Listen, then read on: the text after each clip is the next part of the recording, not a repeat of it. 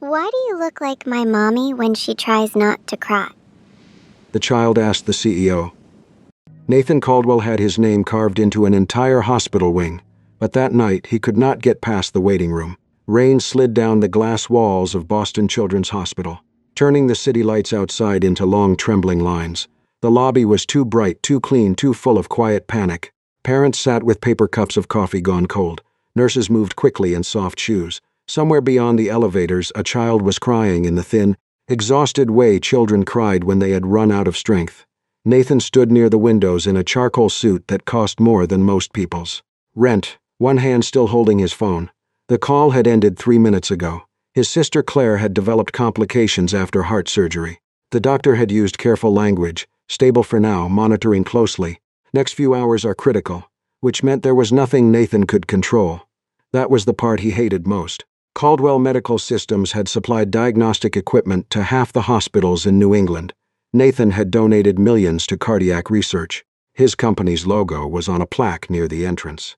Polished so clean it reflected the shoes of frightened families walking past it. But Claire was somewhere upstairs, surrounded by machines he understood better than most people understood their own homes, and all his money could do was buy him a chair to wait in. His assistant stood a few feet away, whispering into a phone. A cardiologist recognized him and nodded too gently. 2 hospital administrators hovered near the information desk, unsure whether to approach the donor or leave the brother alone. Nathan turned toward the glass. He pressed his thumb and forefinger against his eyes. Just once, just long enough to stop the tears before they became visible. But someone saw. Mia Torres was 6 years old, small for her age, wearing red sneakers and a purple hoodie with a stegosaurus on it. A dinosaur pack sat beside her chair, its zipper mouth open as if it too were waiting for news. She had been waiting for her mother's shift to end for 27 minutes. 27 minutes was long enough to eat half a granola bar, arrange 3 plastic dinosaurs by size, and observe that the tall man near the window was doing something adults often did badly. He was trying not to cry. Mia watched him with scientific seriousness. Then she stood, picked up her dinosaur backpack, and walked over. Nathan sensed movement beside him and lowered his hand. The little girl looked up at him. "Why do you look like my mommy when she tries not to cry?" The question hit him harder than the doctor's call. Nathan stared at her, absolutely unprepared. He could handle boardrooms, lawsuits, product recalls, congressional questions, hostile investors. He did not know what to do with a child in dinosaur sneakers who had just named his grief in public. "I'm not sure," he said finally. Mia tilted her head. "My mommy says I'm fine," but her eyes looked like a dinosaur stuck in the rain. Despite everything, a small laugh escaped him. It sounded rusty. What kind of dinosaur? A sad one. Probably a brontosaurus. They have long necks for holding extra feelings. Nathan looked away for a second, because if he kept looking at her solemn little face, he might actually cry. Before he could answer, a woman in navy scrubs hurried across the lobby. Mia Torres, the child turned. Her mother had arrived with the exhausted speed of someone who had spent 12 hours being useful to everyone except herself. Elena Torres still wore her hospital badge clipped to her pocket.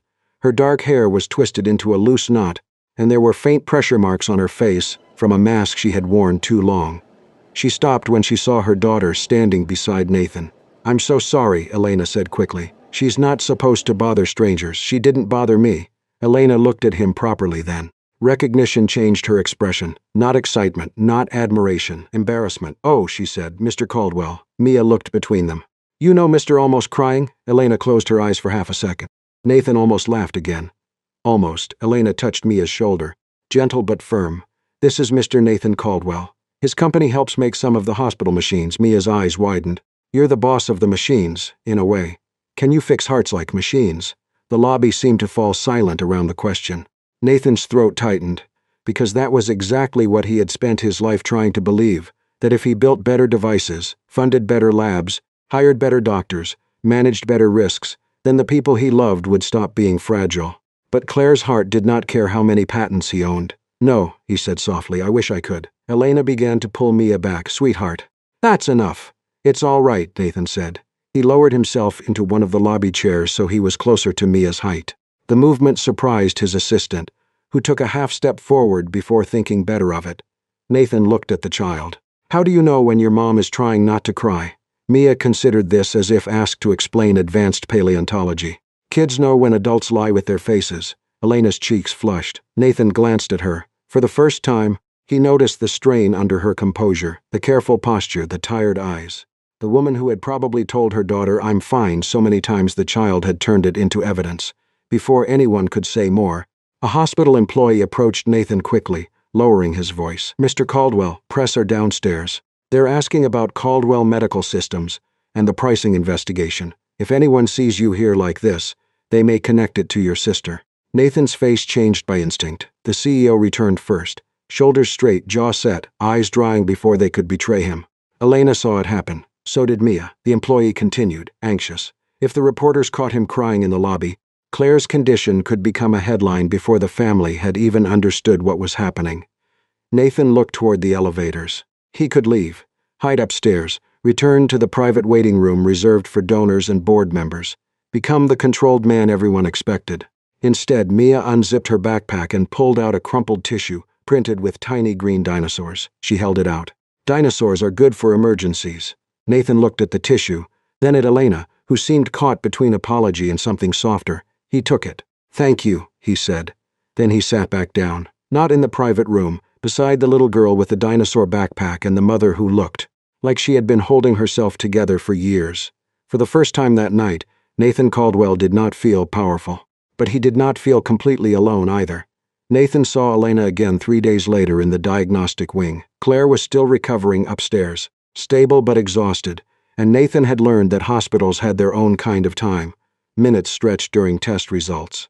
Hours vanished during doctor rounds. Entire mornings disappeared into waiting rooms where everyone held coffee like medicine. He was leaving the cardiac unit when he noticed Elena through the open doorway of an ultrasound room. She was working with a little boy no older than 4, guiding the child's nervous mother through the scan with a voice so calm it made the room feel less frightening. Elena moved with quiet confidence, warm gel, steady hand, soft explanations, eyes always watching the patient before the machine. Nathan had seen millions of dollars worth of equipment in that hospital, but Elena was the first person that week who made technology look gentle. Then her phone buzzed on the counter. She glanced at it only long enough for Nathan to see her face change. Not much, just enough. She turned the screen down and smiled at the child again. Nathan knew that kind of smile, the kind adults used when something inside them had cracked, but someone smaller was watching. Later in the cafeteria, he found Mia at a table with a plastic dinosaur wearing a bandage made from a napkin. "This is Dr. Rohr," Mia informed him. Nathan, who had once negotiated a billion-dollar acquisition without blinking, solemnly shook the dinosaur's tiny plastic hand. Mia studied him. "You're less scary than most adults with shiny shoes. I'll take that as progress." "You should. Last time you were level 2, sad." Nathan sat across from her before realizing he had been invited only by a 6-year-old and a dinosaur. Physician. Elena arrived a minute later carrying coffee, a banana, and the expression of someone who had not sat down long enough for her body to believe in chairs. She stopped when she saw them. Mia pointed at Nathan. He shook Dr. Rohr's hand. Elena looked at him. Brave. Rohr has high standards. Nathan almost smiled. They spoke cautiously at first. Elena was polite but guarded, the way hospital staff learned to be around donors. Nathan asked about her work, and she answered with professional modesty until Mia interrupted to announce that her mother was the best at finding baby hearts on screens. That embarrassed Elena more than the compliment deserved. Nathan learned she had once planned to continue school, maybe become a diagnostic physician assistant, maybe more.